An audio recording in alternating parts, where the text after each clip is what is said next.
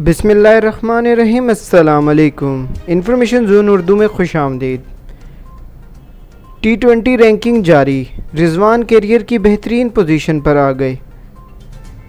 International cricket council ने T20 ranking जारी कर दी। ICC T20 प्लेयर्स की बैटिंग रैंकिंग में पाकिस्तान के 2 बैट्समैन शामिल हो गए।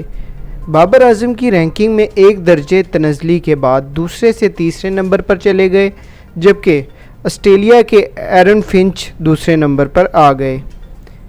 इंग्लैंड के डेविड मिलान रैंकिंग में बदस्तूर पहले नंबर पर मौजूद, जबकि कौमी टीम के विकेट कीपर मोहम्मद रिजवान ने कैरियर की बेहतरीन रैंकिंग हासिल करते हुए 5 दर्जे तरक्की के बाद 10वें नंबर पर आ गए। बॉलर्स की फहरिस्त में जनूबी अफ्रीका के तबरेज़ शमसी पहले नंबर पर हैं, जबकि ऑलराउंडर में अफ़गानिस्तान के मोहम्मद नबी का पहला नंबर है।